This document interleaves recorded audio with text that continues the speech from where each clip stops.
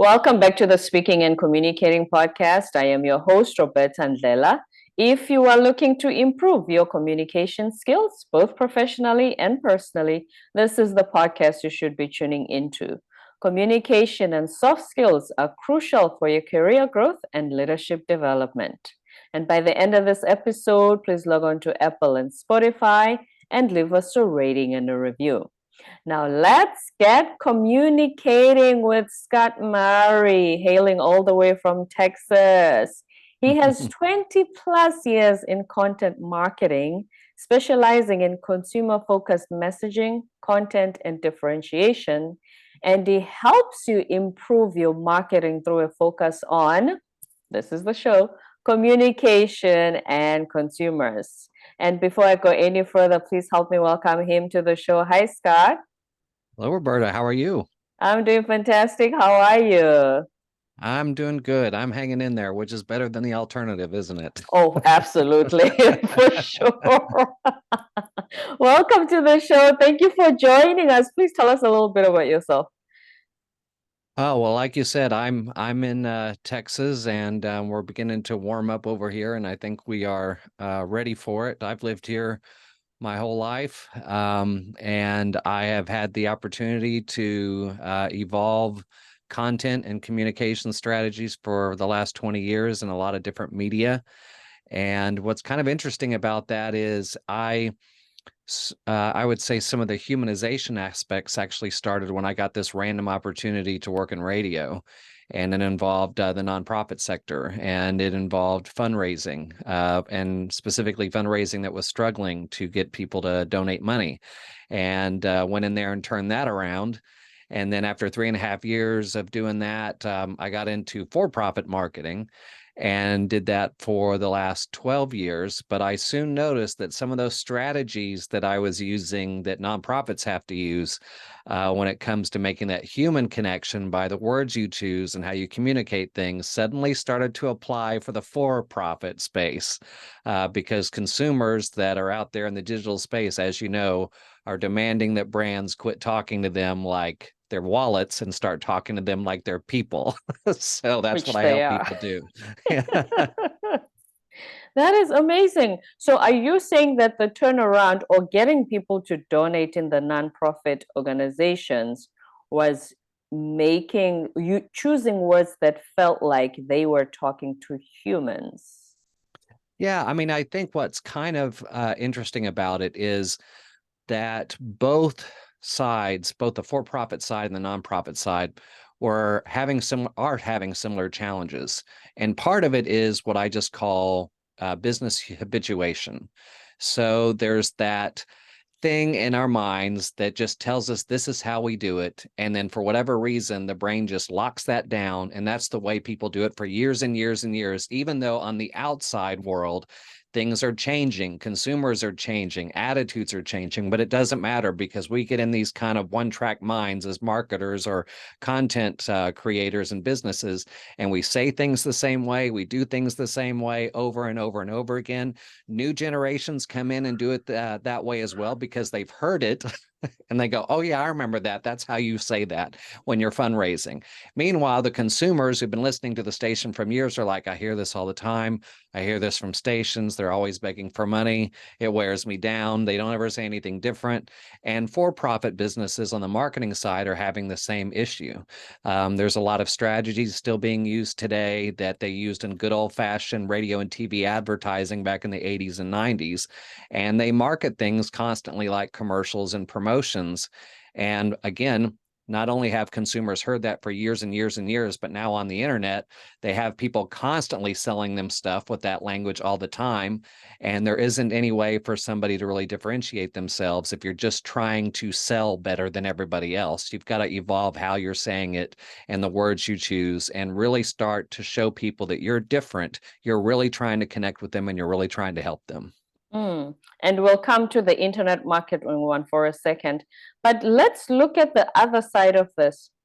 If you've been marketing a certain way for years, how do you have the analytics to say if we do it this way, it doesn't land with the consumers, or because the reason sometimes people do things for decades the same way, has anyone brought it to their attention that, wait a minute, you actually are losing, because this is the graph, this is what it's showing, this is what the stats are showing. How do they know or come to the realization that, wait a minute, this no longer works? Well, I think it obviously depends on the business and the situation. And a lot of times, really in recent years, I've noticed that it has a lot more to do with we're doing okay, but we're not really elevating. We're kind of stuck. We keep having that meeting every year about this is the year we're going to take things to a new level, but then we keep doing things the same way. And then we're wondering why the next year we're saying, okay, this is the year we're going to take things It's to a new always the level. year. So it's you could be doing well and not realize how much better you could be doing. I've used the analogy before that it's kind of like going on The Price is Right, which has, been a popular game show for many, many years.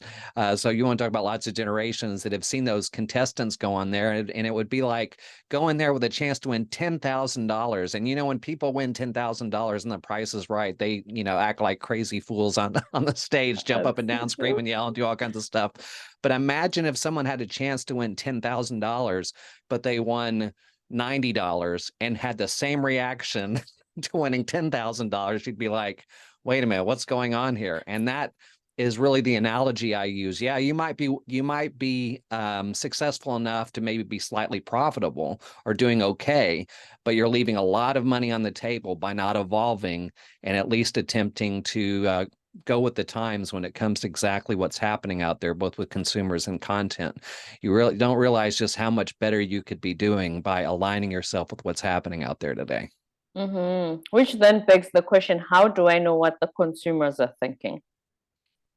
Well, there's lots of stuff to tap into there. I mean, that's what's kind of funny about digital marketing, creating some of the challenges they're creating and why habituation is such a problem, because that's just breaking out of our habits.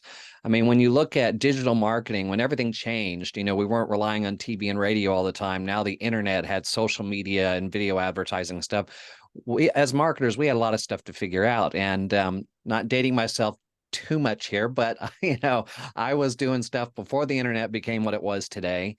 And we had to figure that stuff out. We had to figure out, what worked, what was going to engage people, how we could make the internet work for content in our business. And then Google got involved and consumer behaviors changed and things like that. However, when we start talking about things that we need to figure out when it comes to consumer behavior, I mean, there are books on consumer behavior and psychology books written on consumer behavior and sociology books written on consumer behavior that fit why people respond to messages, interpret messages the way they do.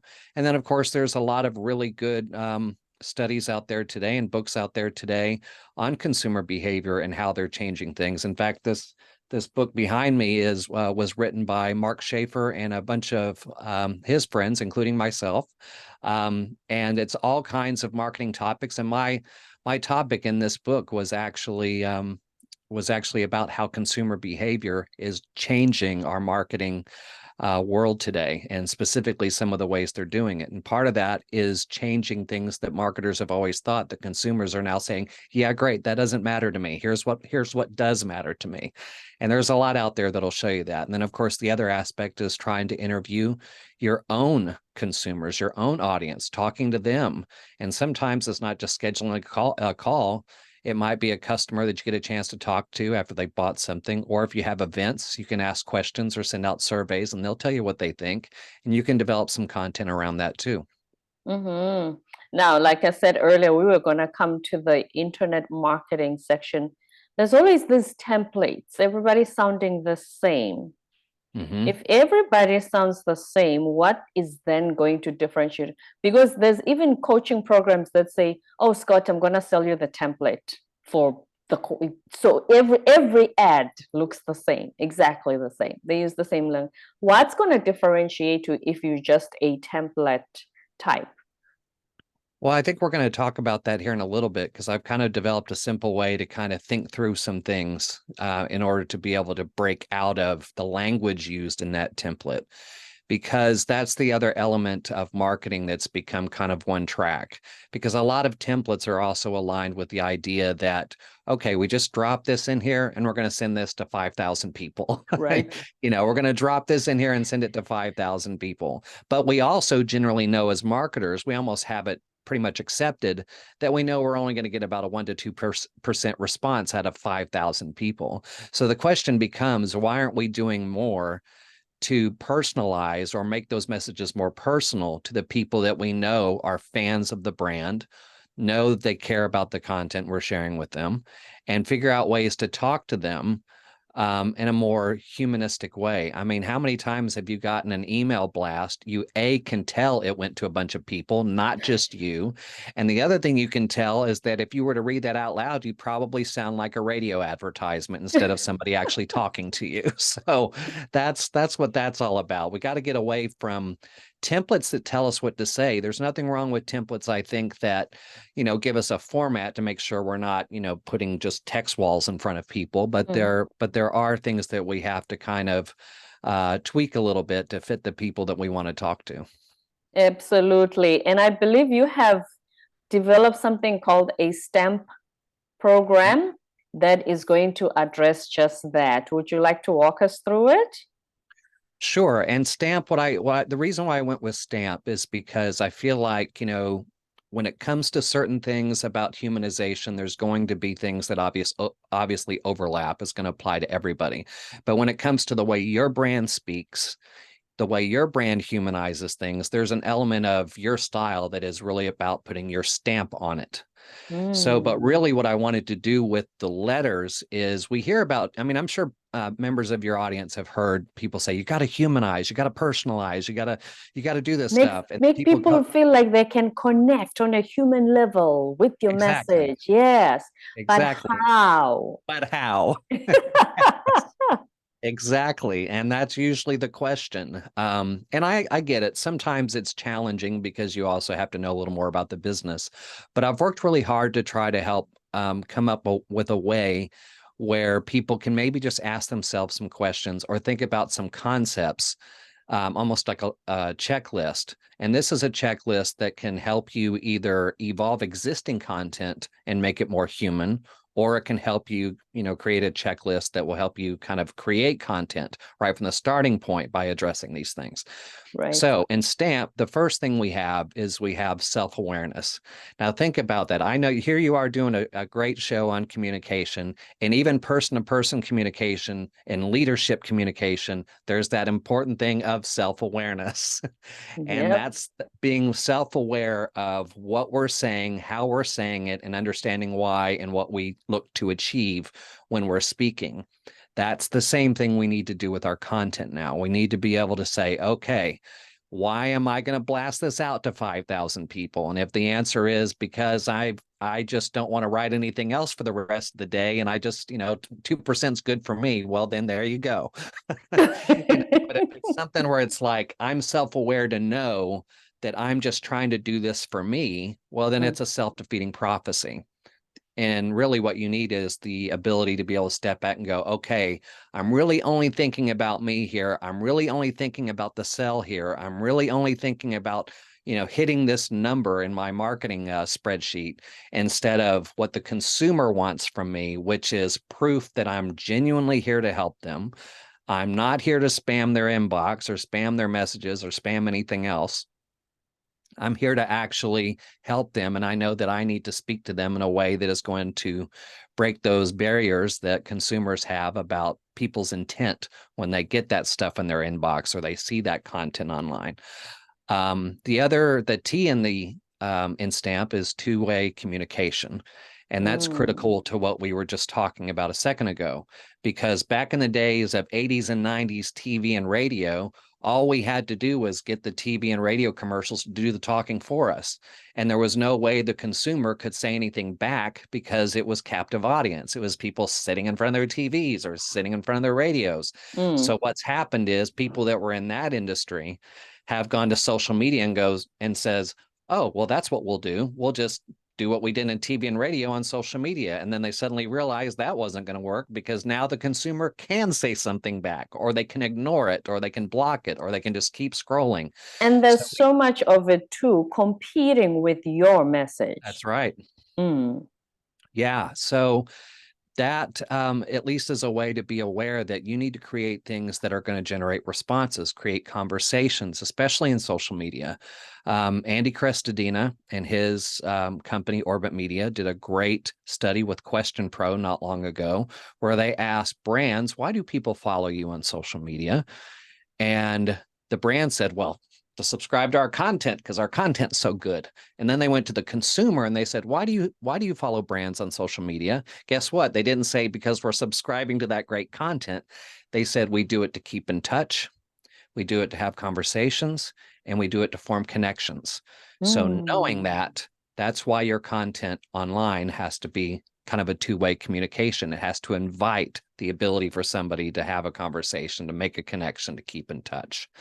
So that's two-way communication. I don't want to necessarily kind of hold the whole program hostage here. If you wanted to talk a little bit about that, please do. feel free. Yes, please do. And I'd love for you to do so, because just on that point, yeah, a lot of us do intend to have that two-way communication, to have that engagement. But what do we do wrong when we just post, but there's no engagement?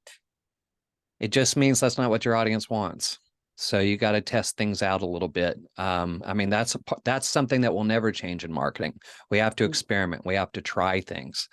I remember working for a company not long ago that was constantly promoting, and they felt like they always had to have a link back to their page for everything they shared, or a graphic. And I said, actually, first off, a link back, at that point in time was definitely hurting them, because LinkedIn doesn't want you leaving their platform. So they might be a little harder to get visibility there. But I also took a very important piece out of that blog and wrote it and framed it in a way where it was just text only on LinkedIn. It was just text only, and it was just highlighting a key important point they were making this blog that was actually valuable to people, and just left it alone. And I showed them how the engagement in the text only post with this really insightful point from the brand did 10 times better than just sharing the blog saying, hey, check this out, because it wasn't a link back to them like it was almost every time.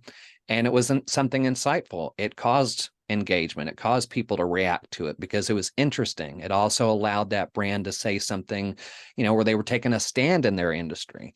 So sometimes as simple as that, or asking a question or creating a poll, just things to generate conversation. There might be some opportunities there where you can get answers from people.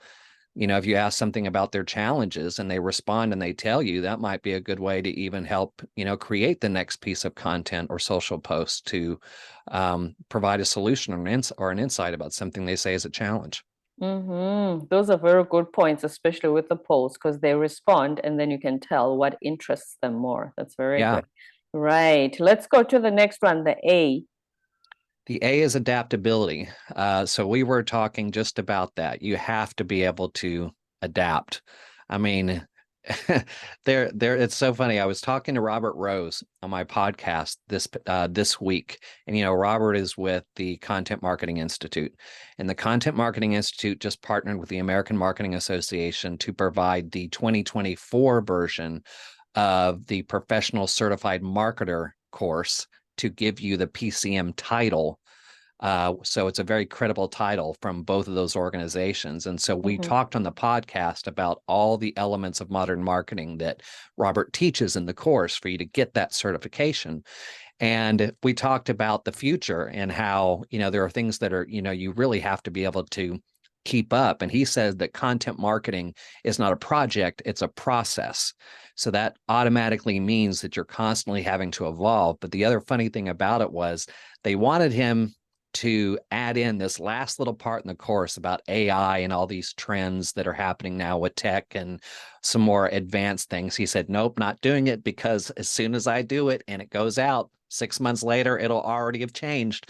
The ink would have dried by the time I wrote on it, and it would have had, you're going to have to erase it. So you have to be aware of some of the things that are going on out there. And that's one of the things that's making it challenging for companies today is you get locked in on one thing and things are changing and you're still throwing this stuff out the way you did 5 years ago, and it's not working real well.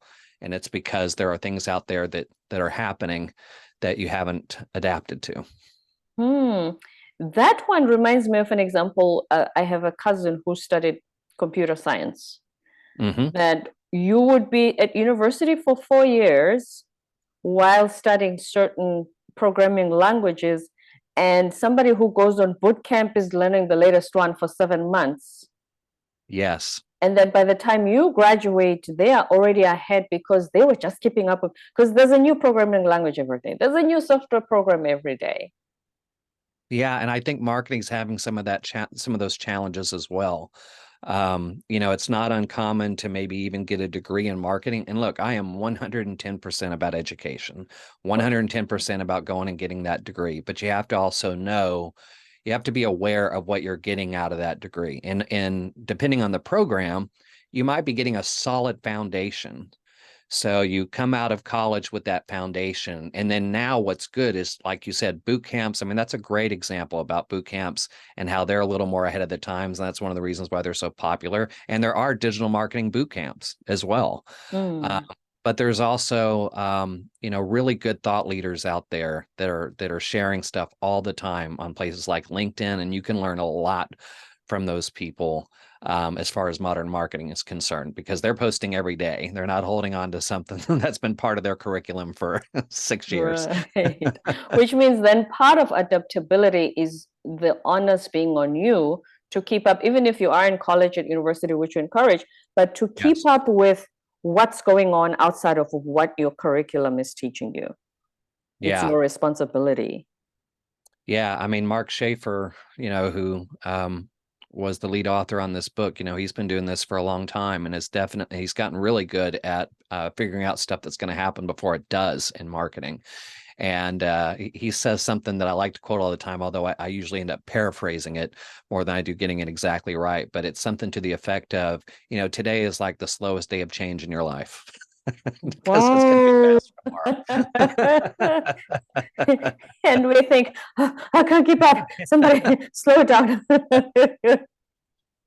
Wow, ain't that the truth? Yes, be adaptable. And because at the end of the day, you don't want to be a Kodak or what were those phones? The Blackberries? Yeah. Or a blockbuster. You want to keep know. up for sure. Yeah, be adaptable. And then let's go to the M. So M is meaningful language. And we were just kind of touching on that a moment ago about how you can send out an email and it reads just like a radio spot. And I wrote on my LinkedIn newsletter just here recently and talked about on the podcast that, people have voices in their heads when they read things sometimes. And I think when I shared on LinkedIn, I even used the Emperor from Star Wars because I love this meme that has the Emperor, and it's from Return of the Jedi. So he's sitting in that chair, and then on the meme it says, "You read this in my voice, didn't you?" And you're like, "Yes, I did." So, if something sometimes reads like an ad, or reads like a spot, we've been bombarded with so many spots and ads that it's possible they might, assuming they're reading it, they're reading that ad as if it were a radio spot, especially if it opens with a typical radio type question, like, "Are you struggling to do this in your business?" And you're like, "Yep, that's how I'm reading it." And if that voice is in my head, I'm probably going to delete it and not read anymore. So we have to find language where it really does sound like, hey, you know what? I'm not a company that's trying to sell you, or I'm not just sending this to you because it's going to benefit me and my business. I'm doing this because I understand you're a person or you're a business that needs help, and I'm here to connect with you so that I can provide you solutions that you need. But I want to take time to get to know you and provide you with value. So when that time comes where you need something, I'm here to provide whatever it is that you need. But in the meantime, I'm going to keep trying to provide you with value and things that are helpful to you. So we have that connection. I have a colleague that talks about maybe you make those connections on social first. Mm-hmm. So that way, when you send the email, they already know you. So it's less likely that they're going to delete because they're like, oh, that's that person that engages with me on LinkedIn or Facebook or X. The example I use for meaningful language in the newsletter is the Truman Show, right? So if you've Oh ever yeah, seen the Jim Truman Carrey. Show, Yes. yeah. So if you've ever seen the Truman Show, you have that moment in Truman Show where Jim Carrey just wants to have a meaningful conversation with his wife. But what does she do? Turns around and tells him, you should buy this cocoa. And it's this, that, and the other, and sounds just like an ad. And he's looking around going, what are you talking about? So when people get things in their email boxes or they see content that looks salesy, when they're really looking for a meaningful connection and a meaningful conversation about something they need, and they get an ad or something that sounds like one, they're going to have that same reaction as Jim Carrey. They're going to look around and go, what are you talking about? So, so meaningful language is really, really key. We have to see if that language that we're writing or producing in our content sounds human. Does it sound like something we would say if we were standing in front of them at a conference, or does it sound like an ad on the internet? I like the relationship building aspect and what you touched on, delivering value, giving value. I've heard that people who give so much of free stuff or free value, that's Mhm. the usually the content creators that people come to and say, I want to know more about your services. Yeah, I think about the first conference I went to, right? And that was the Social Media Marketing World Conference, which has been out now for, I think, 10, 12 years. They just had it recently in San Diego. They always have it in San Diego. And Mike Stelzner has done a really good job of bringing some really smart people to that conference. And how did I learn about this conference? And better yet, why did I go? How did they get the money to go? Fortunately, I was able to go to my boss and say, "Hey, can I go to this?" So I was able to go because the company sent me. But how did they get my company's money? Well, I was listening to their podcast. And their podcast didn't spend all day saying, you know what, we got all this stuff that you want, and you want to go to our conference and you want to buy it, buy tickets to it and all this. It's because they demonstrated the value of what was going to be at the conference by showcasing experts on the podcast that I was going to get to eventually also meet at the conference and learn more from at the conference. So it made it very easy for them, after I've gotten all these insights from these professionals, for them to say, hey, you want to meet them? You want to learn more from them and then have a whole conference full of it? We're going to have that. And it was a no brainer because, like you just said, I had already gotten free value from them. So I was thinking, well, if it's this good for free, imagine how good it'll be when we pay for something. Right. But let's look at the other side of that coin. Okay. When you build the relationship, which I've received, I don't know about you, Scott, online on socials. It's, oh, Roberta, I love the content, I love the content, I love the content. And then, boom, this is where it's been leading to, which means, by the way, your SEO or this or that, and they're all starting to sound the same, which is, and I've even the way that they engage with me in the relationship building phase, it's starting to sound similar as well. I don't know if I'm painting a scenario that you can picture. Are you saying that they've The, connected and maybe some of the early connections seem genuine, and then suddenly the more they talk to you, the more salesy it becomes? yeah, so they will connect, and I'm thinking, oh, great. And I would even ask, I'm like, what is it that you like? So we talk more about that topic, or I invite guests who, and then in the next one as well, oh, this is great. I'm thinking, oh, wow, I have a new listener. And I always say, around the fifth email, and then they pull the trigger. By the way. Yeah, I know. Well, people talk about that kind of thing on LinkedIn too, when you Yes, get in that LinkedIn. LinkedIn connection Yes. and you think, oh, well, we have some common interest, or maybe they, put out that first communication to connect, and it sounds like, we have something in common, let's connect. And then, yeah, within 24 hours, you've got a message going, hey, I just want to let you know about my service, or let you know about this thing, and I'll let Book you a know I do all discovery this stuff. call. Yeah. Yes. Yeah. So would you say, are they doing it wrong? Because at Yes. some point you have, but Scott, at some point you have to go and, what do we say, pitch. You have to go, you're a marketer, you have to go and look for clients. Are they doing it wrong? And you said yes. Is there a better way? Well, I mean, yes, because I mean, at some point in time, like let's look at the example of social media marketing world. You could say, you need people to go to that conference. You need listeners to go to that conference. So why aren't you hitting them up all the time about going to the conference and, and all these things? Because they knew that the content they were offering for free was good enough to make the pitch for them. They didn't have to keep pushing it on us because the value was already there. And at some point, you have to start really having faith that the relationship you're building, the content you're providing is developing trust to where when you do have to make that pitch, it's a lot, it's a better timing. It's a better timing for it, or maybe they've reached out to you. But I mean, everything we're talking about here is if you make that pitch, we have to have all these elements in stamp because we have to make sure that we are writing something in a way that doesn't come off the way you were just mentioning, where it feels like, dang, we just connected and he already wants something from me.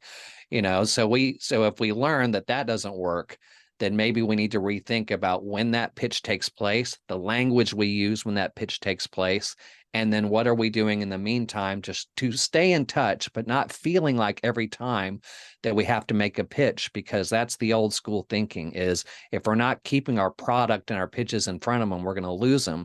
But the consumer behavior today says something different. And by the way, when I say consumer, I also mean B2B because you're still trying to connect with the person. Sure. Yes. Yes, absolutely. So meaningful language. And what's the last one? What's the P? So P is predictive intelligence.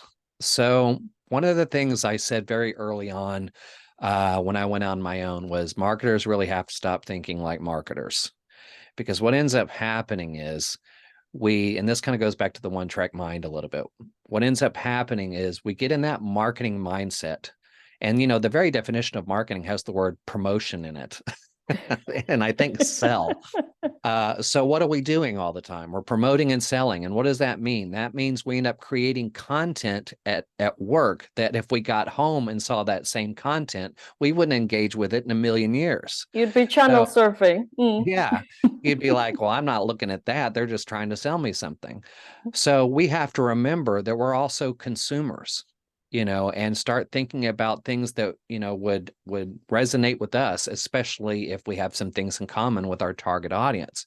But the really important thing about predictive intelligence, and really what I mean by it, is predicting how our audience, based on what we know of them, is going to respond to this piece of content I just produced or wrote. And we can make that prediction based on what we know of them, but we can also jump to some conclusions as well based on what we know of just humans and people. I mean, I think of an episode of The Big Bang Theory. Can you tell how much pop culture I use and stuff? Hey, Sheldon. Yeah. So The Big Bang Theory had this episode where Sheldon is learning how to meditate from Raj.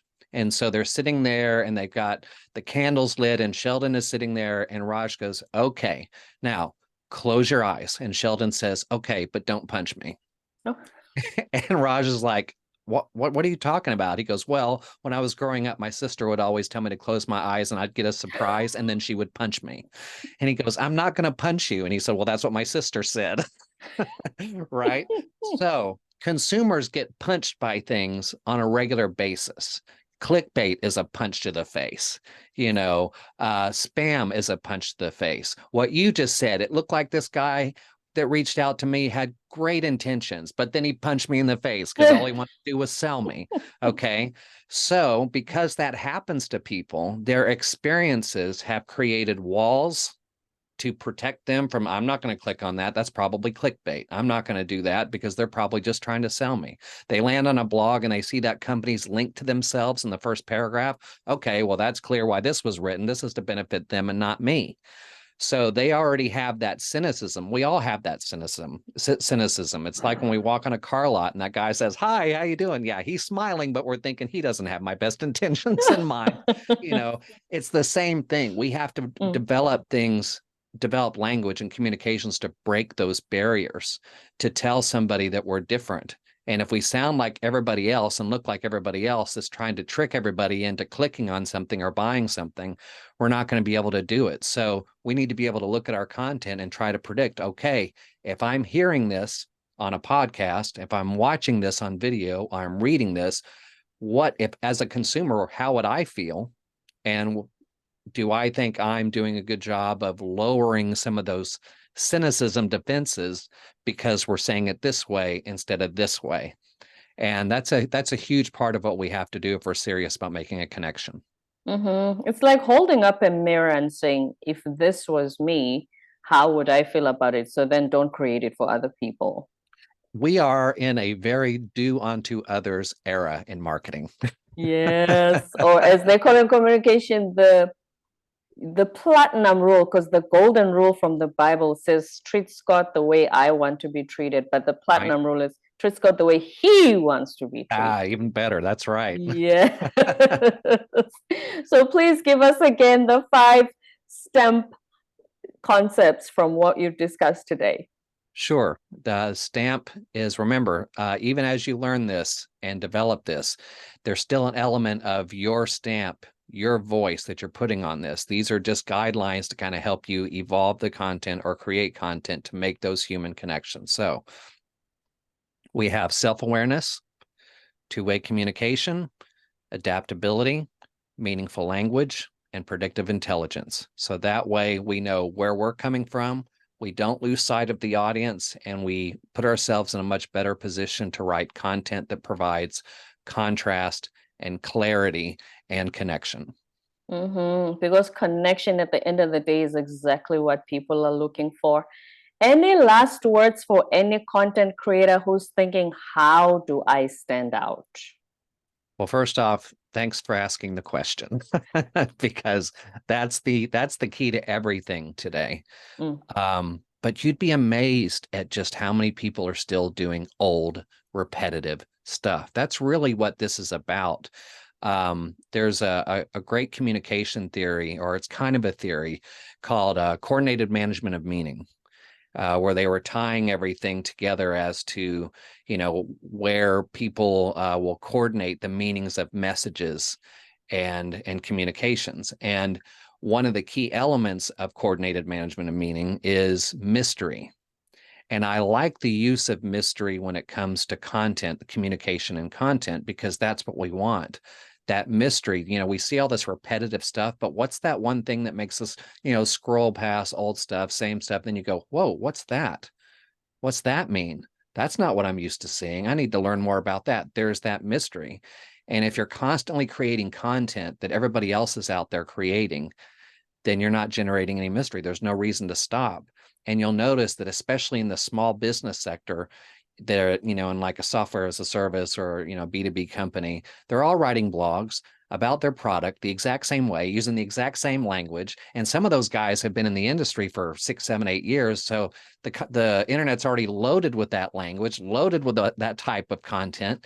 And if you add it 8 years later, the consumer's already read it 6 times. So you've got to figure out a way to do something different. And with all the changes happening in SEO right now, where it's just 10 times harder to rank and all that stuff, especially if you're a small business, you have other opportunities to get leverage on your competition by just going and looking at what they're not doing instead of trying to outdo them on what they are doing. I'm telling you, there's probably things they're not doing, and that's where you can stand out and gain some leverage pretty quickly, sometimes a lot faster than the time it takes to do things like rank. So do what your competition is not doing. Words of wisdom from Scott Murray, who's been a marketing expert for more than 20 years and is specializing in content creation. This is very eye-opening, but even more so, I think that, as you said, marketing is a moving target. So the most important message from today, I think, is that we just need to keep evolving. Yeah, because consumers are, and they're changing the rule. They've already changed the rules 2 or 3 times, 4 or 5 times. One quick word about the competition. I'll tell you something from this book, the most amazing marketing book ever. One of the Right. examples I use for how consumers have changed the game. So, we were just talking about, obsession with the competition, right? Which has been a long-standing marketing thing, right? What are they doing, right? Well, the consumer, doesn't care about your rivalry with the competition. And in fact, they would prefer to see you be nice to your competition. You want to talk about Mm. communication. So there was this study done that I highlight in the book, where they decided to take a couple of candy bar names and create fake tweets. And what they did was they had one share a tweet that said, "Hey, start your day with our treat. It's really good." And then the other one actually popped up and said, "Hey, we just want to congratulate these folks over here, our competition, for being in business for now 25 years. And by the way, their candy bar is delicious." Well, based on the study, the candy bar that actually complemented the competition ended up getting like a 30% increase in candy sales. The other side did not see any boost despite the fact that the competition called them delicious. So what does that do? First off, it ruins the automatic marketer response that if we compliment our competition, then everybody's going to buy competition. Nope. Because they don't care about the rivalry. They saw warmth and humanity from that Mm. brand, and that's what made them want to buy their stuff. And the reason why they decided to do this is they noticed that when Xbox and PlayStation complimented Nintendo for their release of the Switch, it just skyrocketed their engagement. So being nice to your competition these days can actually help you with sales, and that's just by showing a little humanity in your social media posts. That's why they say collaboration is better than competition. Mm, Mm. I like that too. Yeah, so being gracious actually makes you rich instead of being this always about You know, competing. you know Hmm. what it reminds me of? Here's another pop culture reference just to shove that one more in there. So, Miracle on 34th Street. Have you ever seen Miracle on I've 34th heard Street? of it, not seen it Yeah. though. Yeah. So the whole premise behind A Miracle on 34th Street is this guy dressed as Santa is telling him he really is Santa Claus. And it just becomes this big thing on whether he really is or not. But it just so happens that Macy's hires him to be Santa at their store. So all the salespeople are like, okay, so when the kids come up, make sure that you tell them that they can buy this toy from us, this type toy from us, and this toy from us. So, while they're there talking to Santa, they also stay and buy stuff from the store. Well, this is really Santa Claus, though. So Santa Claus isn't, he's like, I just want parents to make the kids happy. Mm. So instead of doing what they want, um, this kid comes up and he's like, hey, I want a fire truck, and I've been looking for it everywhere, and I just really hope I get one for Christmas. And mom's like, don't say anything because I hadn't been able to find that truck anywhere. And so Santa says, oh yeah, you can find it at this competition. You can find it at this store over here. And the mom's like, oh, okay, thanks. And then meanwhile, the salespeople are like, what are you doing? You're We telling people assigned to, you a different, yeah, yes. what are you doing? You're telling people to go to another store to buy the toy? Well, then that mother comes up to the salesman and says, hey, are you guys in charge of having the Santa Claus, tell people where to get stuff? And they're like, yes, ma'am. And look, he goes, no, no, no. Let me just tell you, I love the fact that your company is much more interested in the happiness of the customer than your own sales. So I will be a Macy's customer for life because that's what you did for me on the holidays. And I think Mm. that's a great example that could be very, very, fitting today, of that always being, what's in it for us, and not realizing that showing warmth and showing really what it means to maybe take that extra step to help someone else instead of ourselves first, and how that can actually pay off without having to make the sales pitch every time. It certainly does. And that's why most of the coaching programs say I help people do a certain thing. Because at the end of the day, the most important person is, like you said, makes the person happy, better, whatever it is, solve their problem. That should be the focus of this entire exercise. Yeah, and you think about the world we live in and how divided it is, how we see stuff on social media all the time, people yelling and screaming at one another and things like that. We could really use some, some brands, some presences online. Presences, is that a word? Some brands with presence online, Right. showing humanity, showing care, showing connection, giving people something to belong to. That's a really good opportunity for business, because when you look at those stats that come out every year about how much people trust things like the media and politicians, those are really low on the spectrum, but businesses are still in a decent space. So take advantage of it while people still trust you at a decent rate to do things that others aren't doing. I mean, the world could use a lot of good, empathetic humanity today, and businesses can provide that through content. And we certainly do need the humanity. Scott, please tell us about the book and where to find you online after this conversation. Sure. My website is Scott Murray Online, but I'm also on LinkedIn. I'm always engaging with people there, sharing content there.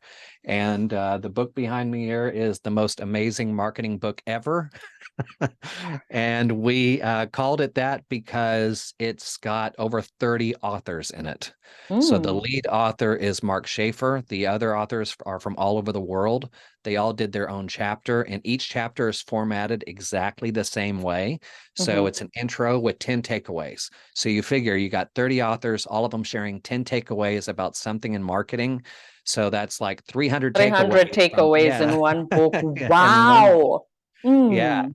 So, and again, mine is on how consumer behavior is changing and evolving our modern marketing era. And it's on Amazon, and it's got all the formats that people like.